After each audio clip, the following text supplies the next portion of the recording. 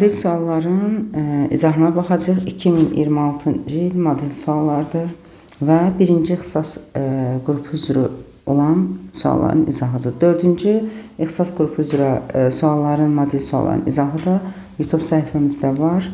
Girib oradan izləyə bilərsiniz. Keçək birinci sualla başlayaq izahımıza. Deməli, qrafika əsasən 1 litrlik qapalı qabda baş verən oksigen azona çevrilmə reaksiyasında tarazlıq sabitini istəyir. Başlanğıc səhv tarazlıq şəklində yazaq. Oksigendən azon alınıb 2, 3, başlanğıc səhv tarazlıq. Başlanğıcda 4x imiş. Hər biri əmsalına uyğun olaraq sərf olunur, əmsalına uyğun olaraq da alınır. Görürük ki, bundan x artıq qalır. Yəni, oksigen 4x-dən düşüb x-ə, x artıq qalır. Və onda belə çıxır ki, 3x sərf olunur. Əmsalına uyğundur. Onda bu da əmsalına uyğun 2x alınacaq. Və azonun alınan miqdarını konkret olaraq 0,4 verib. Yəni, 2x 0,4-dürsə, x də bərabər olacaq 0,2. Bunu burada yazıram 0,2. Artıq bizim tarazlıq qatlıqlarımız bəllidir. Çünki mol ilə qatlıqla ifadə olunacaq. Və tarazlıq sabiti bərabərdir 0,4-ün kvadratı aşağıda isə 0,2-nin kubu. Və buradan ixtisarları aparırıq. 4-ü 0,2-yə böləndə buradan da düşəcək 20. Uyğun cavab C variantı. Növbəti ikinci sualımızda hansı maddələr, x hansı maddələr ola bilər? Və bizə deyək ki, hibrid orbitalından qeyri-hibrid orbitalı bərabər olsun, rabitə yaramada iştirak edənlər. Metanda hibrid orbitalı 4-dür, çünki sp3 vəziyyətdədir. Qeyri-hibrid də 4-dür, çünki ümumiyyətlə rabitə yaradan qeyri-hibridi hesablayanda hamısı alifatikdir də. Burada hidrogenin sayı üstəgəl pi rabitənin sayını vururuq 2-yə, yəni bu şəkildə də hesablayırıq. Və hibrid orbitalı isə 4-ün çıxılsın 2 pi düsturu ilə hesablanır. İndi baxaq, asetilində 2 karbon var, hansı ki, belə deyək, gətirib düsturda da yerinə qoysaq və yaxud da ki, asetilində biz bilirik ki, 3 qat rabitə iləndir, sp vəziyyətindədir. 2, 2, 4 dənə hibrid orbitalı var molekulunda və qeyri-hibrid isə 2 dənə pi rabitənin sayını 2-yə vuranda 4, üzərinə də hidrogen gəldi, yer 6. Yəni, burada bərabərlik olmadı. Birinci ödənir, ikinci yox. Üçüncüyə gəlirik, propindir. Bu sp3-dür 4, bu da sp2-dir 2. Ümumi cəmləyəndə yer 8. Qeyri-hibridlər isə 4 dənə hidrogenimiz var və pi rabitənin də sayını 2-yə vuranda bu da 4 edir, bu da 8 oldu. Yəni, burada da ödənir. Ona görə uyğun cavab 1-lə 3. C2H6-da ödənmir, çünki 2 dənə karbondur, sp3 vəziyyətdədir 4, sp3-dür 4, cəmi ilədir 8 və qeyri-hibrid isə pi rabitəsi yoxdur deyil, 6-dır, 8-lə 6, yəni ödənmir. Cavab oldu C variantı. Üçüncü də etil aminin tam yanma reaksiyası. Etil amini yandıraq, C2H5, NH2, üzərinə gəldi oksigen, 2 mol karbon qazı, 3,5 mol su və 0,5 mol da azot alınır. 1 moluna əsasən götürürəm. Zaten faiz istədiyinə görə neçə mol götürsən də faiz dəyişmir. Ona görə də qələvi məhlulundan keçirəndə burada karbon qazı ümumi kütlədən azalmış olur. Çünki qələvi məhluluna reaksiya daxil olur və qaz qarşılığında ancaq azot qalır. İndi əvvəl nə qədər idi? 2, bu da 0,5, 2,5. İndi nə qədər oldu? 2 mol karbon qazı reaksiya girdi, qaldı 0,5. Yəni, 2 azalma baş verdi. İndi bu 2 azalma ümumilikdə 2,5-in neçə faizidir? 2-ni bölürəm 2,5-ə, vururam 100-ə, bu da 80% azalmaya gətirib çıxır A variantı. Hidroliz etməyən X duzu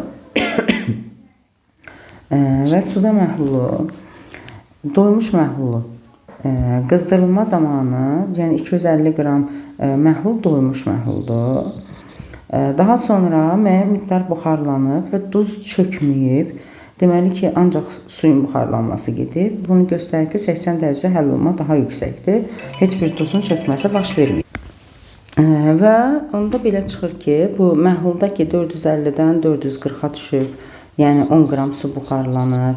Sonra 420-yə düşüb, daha 20 qram azalıb. Bu da duzun çökməsini göstərir. Çünki məhlul qızdırılanda deyir ki, buxarlanma baş verib. Azalma 450-dən 440-a düşübsə, o suyu göstərir.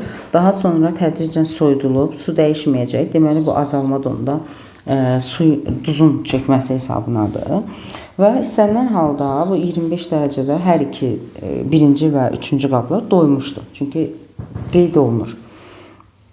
Daha sonra, deməli, indi biz buradan KH-ı necə hesablayırıq? Hər ikisində duz da bəllidir, əslində su da bəllidir. Yəni, tutaq ki, burada x qram duz var idisə, burada da x çıxılsın 20 qram duz olacaq. Və ya da suya uyğun tənasüb qurmaq istəyirsə, y qram su var idisə, burada y çıxılsın 10 qram. Yəni, cəmi su azalma buradadır da, y minus 10 qram su qalıb. Yəni, buna əsasən hər ikisinə uyğun tənasüb qura bilərik. Onda yazıram ki, 450 qramda x qram duz varsa, 420 qram məhlulda da x çıxılsın 20 qram duz var və buradan mən x-in kütləsini tapıram. Yəni, duzun kütləsi olur 300 qram. Tənasübdən taparaq da. Yəni, 450-nin 300-ü duzdur, 150-si isə sudur. İndi KH-ı necə hesablayırıq? KH bərabər olacaq 300-ü bölürük 150-yə, vururuq 1000-ə. Və buradan ixtisar eləyəndə 2-ni də 1000-ə vuranda KH olacaq 2000. Yəni, uyğun cavab D variantı. Növbəti 5-ci sualımızda, deməli, metal nitrat, hər hansı bir metalın nitrat duzu verilir və bizə nə deyir? Deyir, tam hidroliz mərhələsi və dissosiyası. Biz görürük ki, bu normal duzdur və normal duzlar bir mərhələdə dissosiyasiya edir. Onda x-in y-in cəmi 4-dürsə, x də olacaq 3. Və hidroliz nitrat qüvvətli turşu olduğuna görə metal yəqin ki, zəif əsasdan əmələ gələn metal olacaq ki, hidroliz baş verə bilsin. Və hidroliz 3 mərhələdə baş verirsə, bu metalın valentliyinə uyğun gəlir. Onda metal 3 valentlidirsə, nitratın da nitrat ionunun ayağındakı indeksindəki rəqəm də 3 olacaq. Uyğun cavab C variantı. Gəldik, deməli, biz görürük ki, burada 3 qat rabitə var və adı da 2,2,5 trimetil heksindir. 2,2,5 trimetil heksini yazaq. Heksin dediyinə görə 6 dənə karbon yazırıq. 2,2,5 dediyinə görə 1, 2, 3, 4, 5. Trimetil heksin 3. Onda 3-cü karbondan sonra da 3 qat rabitəni qoyduq. İndi bu hissə zaten burada da var. Ona görə R1 radikalı olur üçlü butil radikalı, R2 radikalı isə olur izopropil radikalı. Və bizə deyir ki, izopropillə üçlü butilin, yəni R1 ilə R2-nin birləşməsinə olunan maddəni adlandıraq. Onda deməli, bu 2 və bu da izopropil. Adlandırma zamanı səmərəli adlandırmada, alkanlarda biz metanın törəməsi kimi baxırıq. Metana birləşən radikalları oxuyuruq. 3 dənə metil radikalı var, bir dənə də izopropil radikalı var. Olur trimetil, izopropil, metan.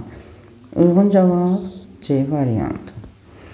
Keçdik növbəti sualda. Dövrü cədvəlin 3-cü dövründə yerləşən X atomudur. Normal halda P elektronlar ümumi elektronların 60%-dir. İndi P elektronlarını hər hansı bir X götürürəm. Ən axırıncı səviyyədə, belə yazaq da. 1s2, 2s2, 2p6. Bu 2 səviyyə getdi. 3-cü dövrə gəldik. 3s2, 3p x qədər, deyək ki, P səviyyəsində nə qədərdir? 3-cü dövrdə bilmirik. Və bizə deyək ki, P elektronlar ümumi elektronların 60%-dir. Ümumi elektronlarımız nə qədərdir? 12 üstəgəl x. Yəni, bura qədər 12-dir, bu qədər də x. 12 üstəgəl x, bu 100%-dir. Və ümumilikdə də P elektronları 6 plus x-dir, bu da 60%-dir. Və buradan uyğun olaraq məsələmizi, tənliyimizi həll edək. Deməli, bunları ixtisar aparsaq 0,6 və 1. Onda 6 üstəgəl x bərabər olacaq. 0,6-nın 2 oranında 7,2 Üstə gəl 0.6x. Və buradan da 0.4x bərabərdir 1,2-yə, x olur 3. Deməli, P üstü 3. 3s2, 3p3, yəni 5-ci A yarım qrupu elementidir. Və deyək ki, maksimum həyəcanlanmış vəziyyətdə. Bu maksimum həyəcanlananda gəlir 3s1, 3p3, 3d1 vəziyyətinə və s orbitalında olan elektronlar 2, 4, buradakı da 1 olduğuna görə elədi 5 və p orbitalında olan elektronların sayı deyir s-dən neçə dəfə çoxdur? P-də nə qədər düşür? 6-sı burada, 3-ü də burada, 9. Çünki P-də heç bir həyəcanlanma yoxdur da, elə 3 qalıb. 9. 9 da 5-in neçə dəfə böyükdür? 9-u 5-ə böləndə eləyir 1,8. Uyğun cavab 1,8. Keçdik növbəti sualımıza. Hansı mərhələlər oksidləşmə reduksiya reaksiyasıdır? Harda bəsit maddə görürsünüzsə, reaksiyanı bilməsəniz belə, harda bəsit maddə varsa, %100 oksidləşmə reduksiyadır. Bəsit maddələri görürükmü? Deməli, birinci oksidləşmə reduksiyadır. Bəsit maddə varmı? Deməli, oksidləşmə reduksiyadır. 1 ilə 3. Uyğun cavab A variantı. Keçdik növbəti H2S plus SO2 reaksiyası zamanı maddələrin mol sayının zamandan asılı olaraq dəyişmə qrafiki verilib. Reaksiyamızı yazaq. H2S plus SO2 buradan alınır kükürt və su. Başlanğıc sərf tarazlıq yazıram. Görürük ki, hər ikisi eyni nöqtədən başlayır. Eyni mol miqdarda götürüblər. Biri tamamilə sərf olunub, biri bir asılı sərf olunub. İndi əmsallaşmanı aparsaq, 2, 1, bura 3 düşür, burada 2. Görürük ki, hər ikisini eyni mol miqdarda götürsəm, H2S tamamilə sərf olunanda SO2-nin yarısı sərf olunacaq. Yəni, yarısı da artıq qalacaq. Deməli, X SO2 artıq qalıbsa, başlanğıcda 2x qədər götürülübmüş. Hər ikisini 2x qədər götürmüşük. SO2-nin x artıq qalıb, x-i sərf olunub. H2S 2x-in hamısı sərf olunub və alınan maddələr, indi bu 2x-sə, bu da 3x mol, bu da 2x mol alınmış oldular. Bizə deyir ki, alınan maddələrdən biri 1,8 mol florla tam birləşmə reaksiyasına daxil olur. Burada su florla gedir, amma birləşmə deyil, H-flor oksigen alınır. Amma kükürdün florla birləşməsi isə, reaksiyası isə birləşmədir, S-flor 6. Və 1-in 3-ə nisbətindədir. Əgər 1,8 mol flordursa, bunun üçün nə qədər kükürt lazımdır? 3x qədər, elə birbaşa tapdığımız rəqəmi yazaq da. 3x qədər, normalda da 1-ə 3-dür. İndi buradan tənasübü quraraqdan x-in neçə olduğunu tapaq. X bərabər olacaq 0,2. İndi deyir ki, x neçədir? Uyğun cavab 0,2, yəni D variantı. Keçdik növbəti sualımıza.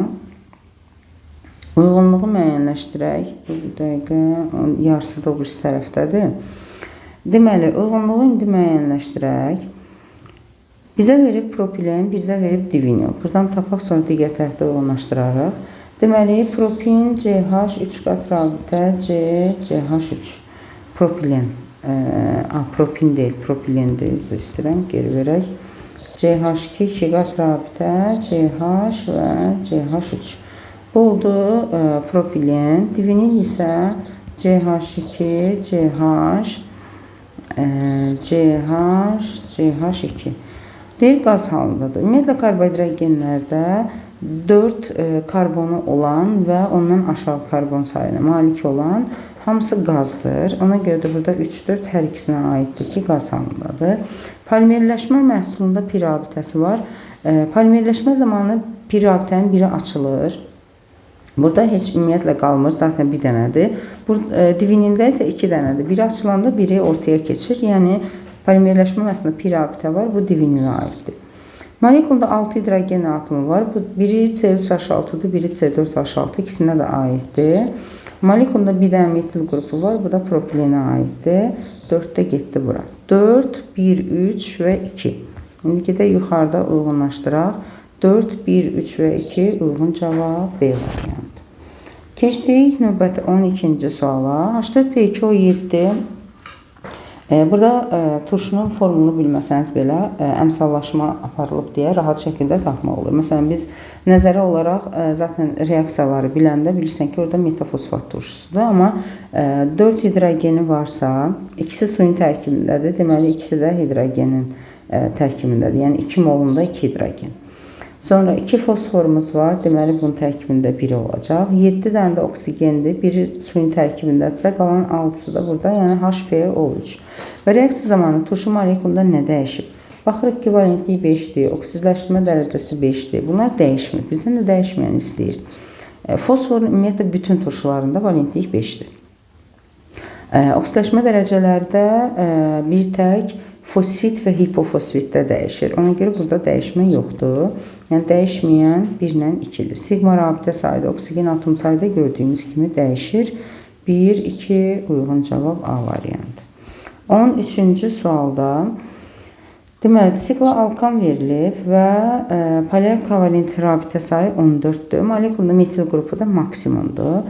Polyar kovalent bircik hidrogen sayıdır. Onda 2N bərabərdir 14 olacaq. CnH2n formulu ilə baxırıqsa, buradan da N bərabərdir 7.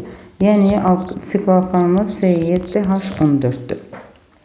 Və deyil, metil qrupunun sayı maksimum olsun. Onda ən kiçik sikli götürürəm.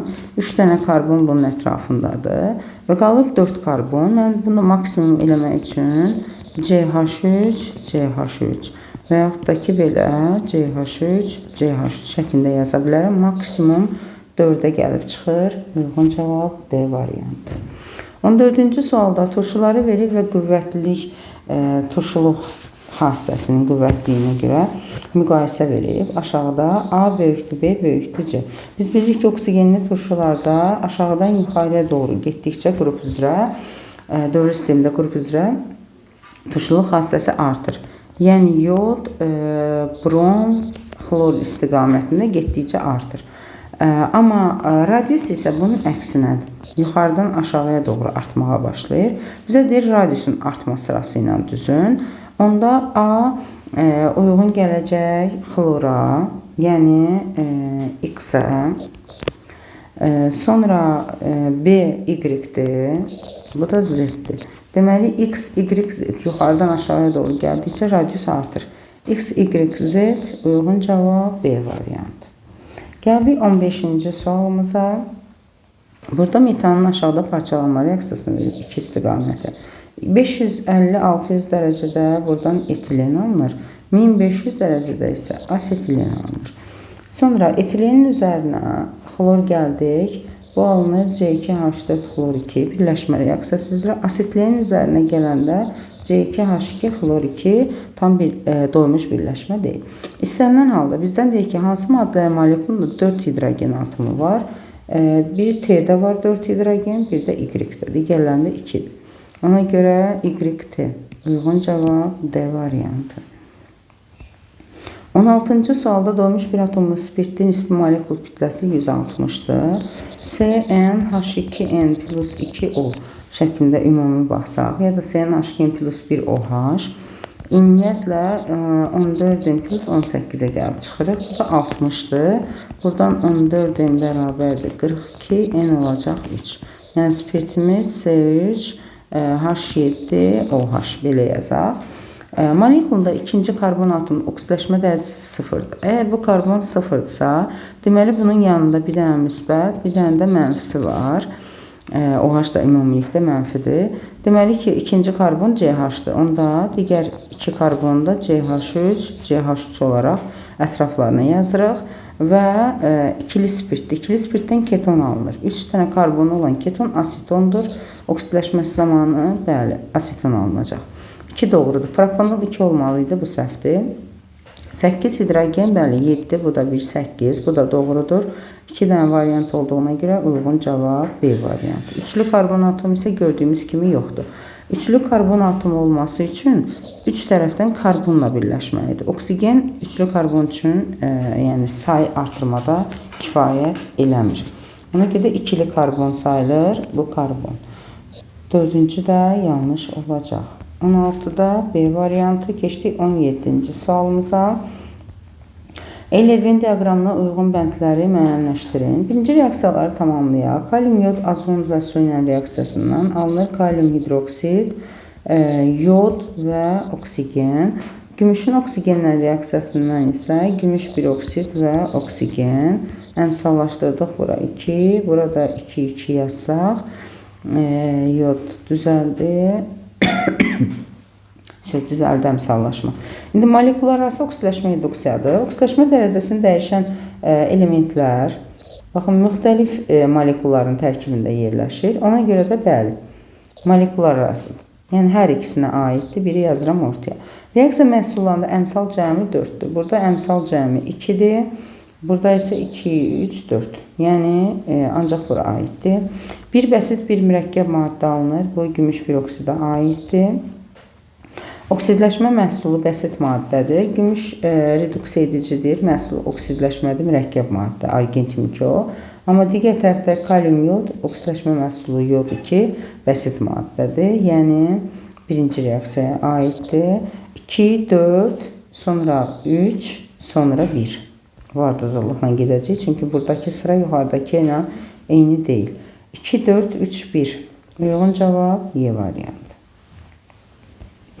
Gəldik 18-ci sualımıza. Deməli, X alkindir. Hansı alkin su ilə reaksiya girəndə ya aldehid alınır, ya keton alınır da. Keton təbii ki, oksidləşmə reaksiyasına girmir. Əgər bu oksidləşməyə giribsə, deməli aldehiddir. Və aldehid verən də ancaq asetilendir. A maddəsi asetilendir. Onda B maddəsi asetaldehid olacaq. C maddəsi də sirkə turşusu, asetat turşusu olacaq. C üzvü maddəsi haqqında hansı ifadə doğrudur? Çünki üzvü maddədən əlavə də oksidləşmə reaksiyasında kuprum 2O falan alınır. Yəni onları nəzərə almırıq. Bizə üzvü maddə lazımdır. Molekulunda 7 sigma rabitə var. Sigma rabitə atom sayından bir dənə azdır. 8 atom varsa, deməli 7 dənə də sigma var. A variantı ilə doğru variantdır.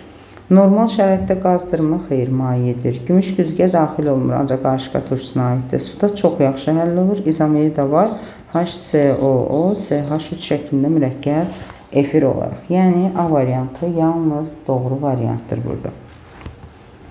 19-cu sualda amonyum karbonat parçalananda amonyak, karbon qazı və su əmələ gətirir. İndi bunun hansıdır bilmirik. Amma görürük ki, alınan Y maddəsi oksigenlə katalitik reaksiya daxil olur. Deməli, Y maddəmiz olacaq amonyak. Amonyakın katalitik oksidləşməsindən alındı NO. NO-nun da oksidləşməsindən NO2. NO2-nin də natrium karbonatla reaksiyasından 3 cürə məhsul alınır.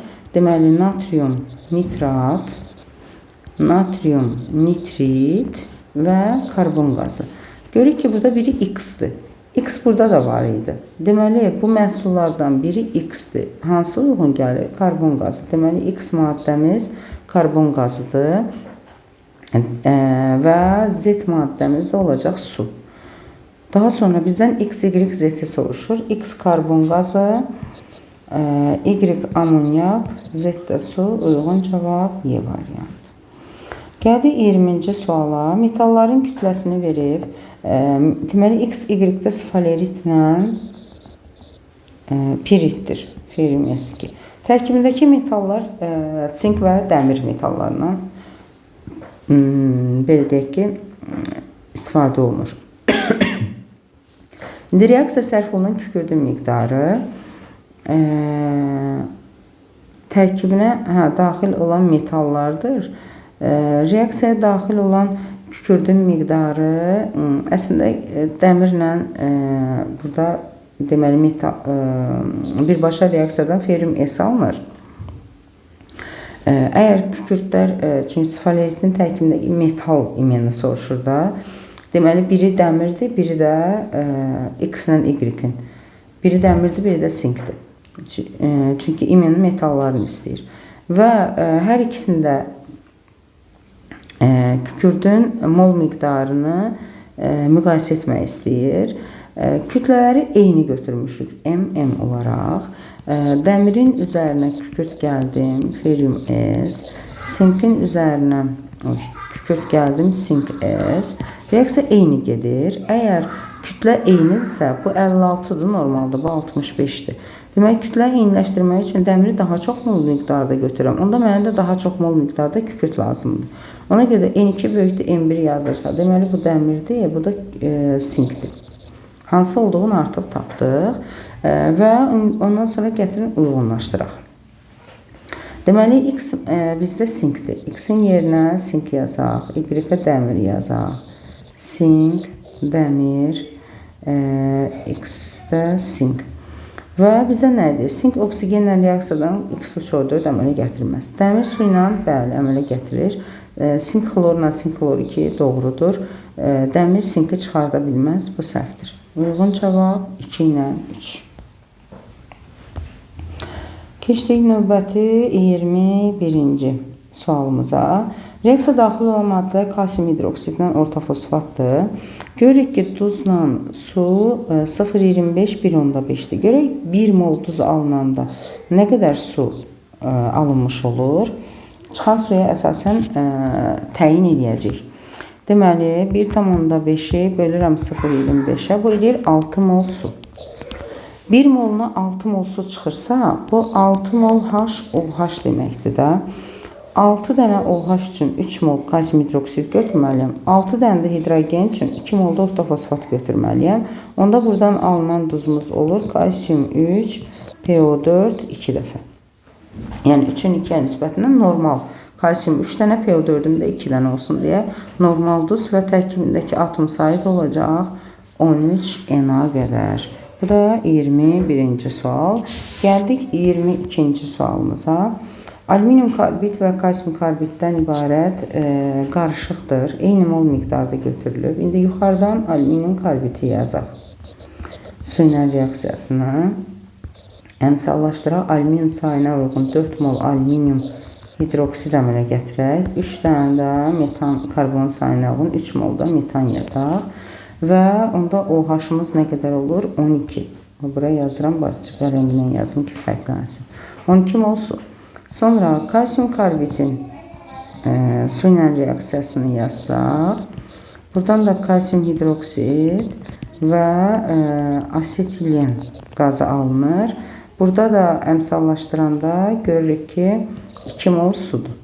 Deməli, birində 12-dir, digərində 2. İndi eyni mol olmaları üçün biz nə etməliyik? İkisini də çoxa gətirməliyik. Yəni, bunu vururam 6-ya ki, burada da 12 mol su olsun. Onda 12 mol suya yuxarıdan 3 mol metan qazı alınıbsa, aşağıda 12 mol olanda, yəni bərabərləşəndə, bu da 1 mol idi axı. Bunu da vuracam 6-ya, eləyəcək 6 mol. Çünki reaksiyaların hamısı 6 dəfə artırır. 6 mol, onda B A-dan 2 dəfə çoxdur.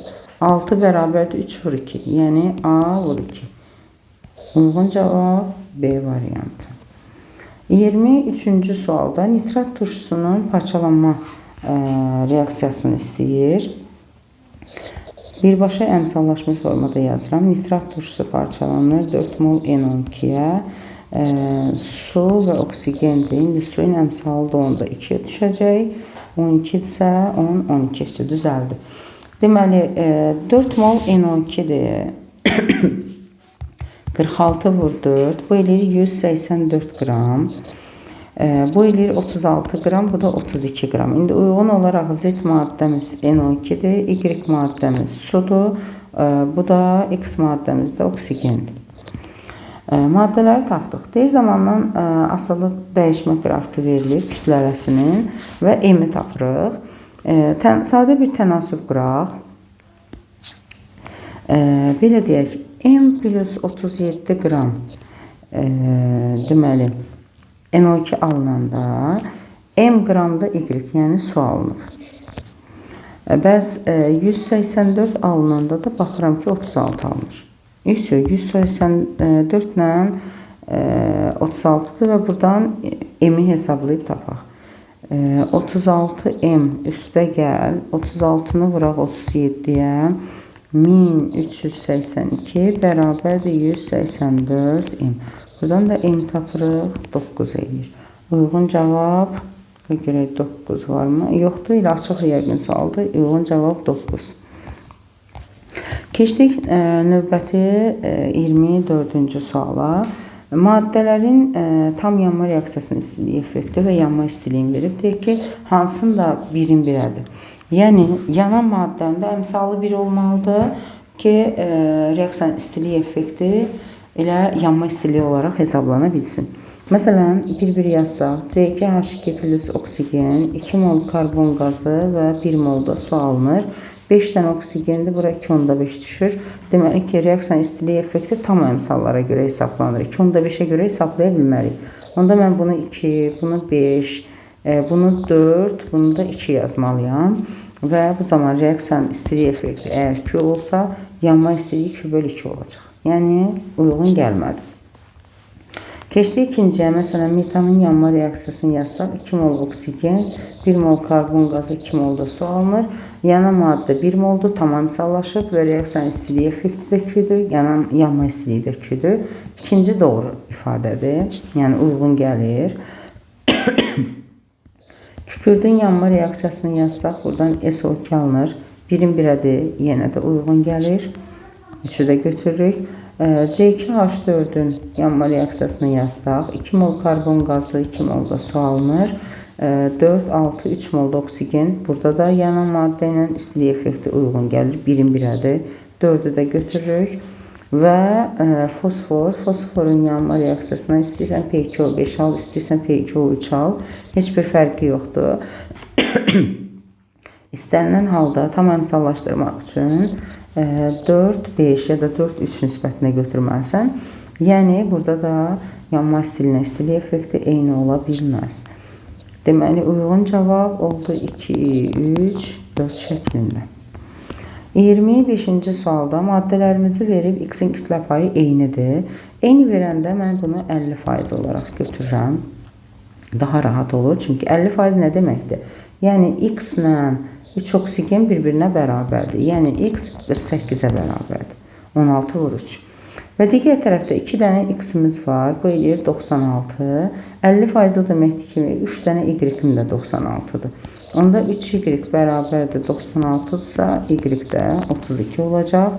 Bizdən də bunu istəyir. Cavab oldu 32. Keçdik növbəti 26-cı suala. Qarşılığın tərkibi maqnezium karbonat və maqnezium oksiddir. Tam qızdırılma gedir. Bu zaman bunun ağzı açıq qabda da karbon qazı uçur və maqnezium oksiddə heç bir dəyişiklik olmayacaq. Deməli, indi baxaq ki, 84 qram maqnezium karbonat parçalananda burada 44 qram azalma baş verir və 21 M-də nə qədər azalma olacaq, onu tapaq. Hər hansı bir X yazıram, azalmanı təyin eləmək üçün. 21-i 44-ə vurub 84-ə böləndə alıram 11 M qədər azalma. Deməli, ümumilikdə əvvəl nə qədər idi? 22 M. Bunun 11 M azaldı, qaldı 11 M. Və neçə dəfə azaldı? 22 M-dən 11 M-ə düşdü. Yəni, 2 dəfə azalmış oldu. Növbəti 27-ci suala gedək. Uyğunluğu müəyyənləşdirək. Uyğunlaşdırılması da digər tərəfindədir. Elə qarşı-qarşıya gətirək.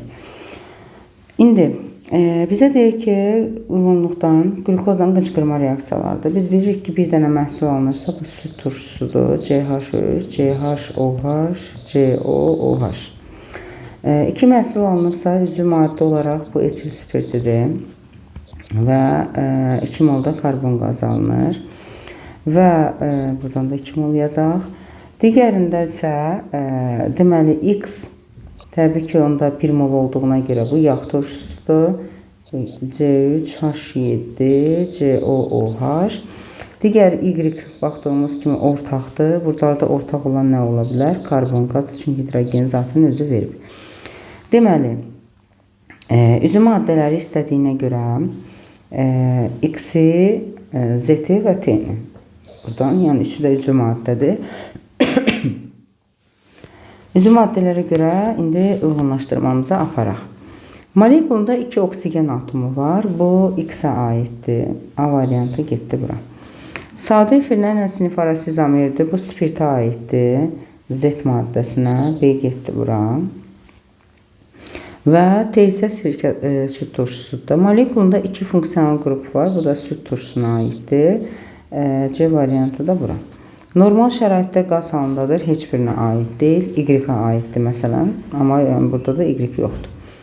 Uyğunlaşdırmamızda. Molekulu xətti quruluşludur. Bu da Y-ə aid olan bir şeydir. Burada yoxdur. Ona görə X, Z, T şəklində A, B, C olaraq uyğunlaşdırmış oluruq. Keçdik növbəti açıq suallarımıza, hansı ki yazılı şəkildə cavab tələb olunan suallardır. Keçək bunların izahına. Deməli, bizdən nəyi soruşur? Deyir ki, 1,2 dixlor alkan və Y qram kalium hidroksid qarışığı 1,2 dixlor alkansa, buradan da propin alınırsa reaksiya nəticəsində, demək ki, 3 dənə karbonu olan birləşməymiş xlor alkan törəməsini yazdıq və üzərinə kalium hidroksid gəlir. 2 dənə halogen var, 2 mol kalium klor götürəcək və buradan reaksiyadan alınan üzvü maddəmiz də özü göstərdiyi kimi propindir. CH3. Və təbii ki, buradan 2 mol kalium klor da alınacaq, 2 mol su da alınacaq. İndi bunları bir nöqtə ilə göstərir, çünki bizdən soruşmur. Bizə deyək ki, kalium hidroksidin tam sərf olunduğunu nəzərə alaraq Y-i tapın və X maddəsində beynəlxalq nomenklaturunu adlandırın. Birinci olaraq X-i beynəlxalq olaraq adlandırsaq, olur 1,2 dixlor propan. Bu beynəlxalq olaraq adlandırılması. İkincidə kalium hidroksidin tam sərf olunmasını nəzərə alaraq Y-i tapaq. Deməli, 8 qrama nə qədər kalium hidroksid sərf olunub bilmirik. Y yazaq da elə. 8-ə Y-dir, amma propin neçədir? 36-da 4, 40. 40 qrama isə 56 vur 2, yəni 112 qramdır. Və buradan Y-i təyin edək ki, Y nəyə bərabər olacaq? Deməli, 112-ni bunları ixtisar yaparsaq 5, 112-ni bölək 5-ə, bu da eləyir 22,4 qram. Bu da oldu Y-imizin kütləsi. Növbəti 29-cu sualda birinci reaksiyanı yazaq. N2 plus 3H2 alınır 2 amonyak. Başlanğıc sərt tarazlıq kimi yazıram. Baxıram ki, alınan maddəm 3,4 qramdır. Bu amonyaka uyğundur.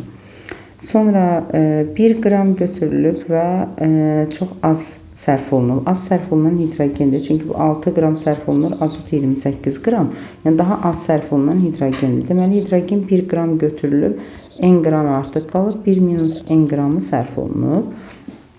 İndi ona uyğunlaşdıraraq tapacağıq. Və B maddəsi, azot isə m qram götürülüb və 2,8 qramı artıq qalıb. Bu da uyğun olaraq görək m minus 2,8 sərf olunub. İndi biz normal öz əmsallarına baxanda görürük ki, bu 34 qram alınanda 6 qram da hidrogen sərf olunur. Onda yazıram, 34-də əgər 6 qram hidrogen sərf olunursa, 3,4-də də 1 minus n qram sərf olunub və buradan indi tapaq 10 çıxılsın 10m bərabərdir 6-ya. Buradan 10m bərabərdir. Ondan 6 çıxanda 4. N də bərabər olacaq 0,4. Deməli, burada n oldu 0,4. Bu 1. Daha sonra indi m-i eyni qayda ilə tapırıq. Deməli, 34 qram amonyak alınanda 28 qram azot sərf olunur. 3,4-də də onda 2,8 olmalıdır. Bu da m minus 2,8 ilə eyniləşib. Buradan da m bərabər olur 5,6. Bu da oldu m. Yəni ikincinin cavabı. Və tarazlıq sabitini deyir hesablayın. N'in qiymətini 0,4 tapdığımıza görə kütlə olaraq. İndi biz bunları tarazlıq sabitinə gətirmək üçün mola gətirməliyik. Deməli, 3,4 qram amonyak eləyir 0,2 mol. 0,4 mol hidrogen 2-yə böləndə 0,2 mol və 2,8 qram azot da 0,1 mol. və həcmi də 1 litrdir. Elə qatlıq belə deyək ki, molla eyni götürülür. Onda qat arazlıq bərabərdir. 0.2-nin kvadratı aşağıda 0.2-nin kubu və vurulsun 0.1. Bunlar ixtisar gedir. Yuxarıda 1 qaldı. Aşağıda isə 0.2. Və indi bunu belə deyək də yuxarı qaldırsaq 100 bölü 2 50 eləyir deyəsən. 1-i 0.2 bölündə bəli. Cavab da olur 50. İndi uyğunlaşdıraq. Birincinin cavabı n idi. 0.4. İkincinin cavabı deməli m 5.6. Üçüncünün cavabı isə tarazlıq sabiti də olacaq 50. Bu da oldu növbəti bir sualımız və keçdik sonuncuya. Maddələrdən biri tam sərf olunur. Nə reaksiyasıdır? Kalium permanqanla H xlor. Xlorun laboratoriyada alınması. Kalium manqan O4. Üzərinə gəldim H xlor. Alınır kaliumun xloru, manqanın xloru, su və xlor qazı. İndi əmsallaşdıraq, sonra başlayaq reaksiyamıza. Deməli, manqan müsbət 7-dən gəlib manqan müsbət 2 vəziyyətinə 5 elektron, xlor mənfi 1-dən gəlib 2 xlor 0-a, 1, 2-yə də vuranda 2, 2, 5. Manqanın qarşısına 2 yazırıq, burada yazıram, 5-i də yazıram sərbəst xlorun qarşısına. Və ümumilikdə 14, 16 dənə xlorumuz var. Burada 16 yazaq, onda burada 8 yazaq. Əmsallaşmamız tamamlandı. Bizdə nəyə soruşur? Deyir, maddələrdən biri tamamilə sərf olunur. 400 qram 36,5 faizli xlorid turşusu məhluldur. Bu da deyir 4 mol, yəni 4 vur 36,5 dolayısıyla 4 mol H xlor. Deməli, əlimizdə var 4 mol H xlor, 2,5 mol da kalium permanganat. İndi biri tam sərf olunursa, 2-yə 16-dır, 2,5-ə də deməli 4 dəfə azalıb da, 2-yə 16-dırsa, 4-ün hamısını sərf eləsəm, 4 dəfə daha az sərf olunacaq, yəni 0,5. Bizdə də 2,5 var. 0,5 sərf olanda 2-də artıq qalır. Yəni, tam sərf olunan H xlordur. Neçə mol maddə artıq qalacaq? 2 mol. Yəni, birincinin cavabı oldu 2 mol artıq. 2 mol. Daha sonra neçə litr qaz əmələ gəldiyini hesablayaq. 16-dan əmələ gələn qaz 5 moldur. Bəs 4-dən nə qədər olacaq? Buradan da x bərabər olur 20 bölünsün 16. Hesablayaq 20 böl 16. Bu da 1,25 mol eləyir. Bizdən normal şəraitdə həcmini soruşur. Onda V molyar olacaq. V molyarı vuracaq, daha doğrusu 1,25-ə. Buradan da tapacaq həcmi. Yəni 22,4 vurulsun 1,25. Buradan da 28 litr normal şəraitdir. Bu da oldu ikincinin cavabı.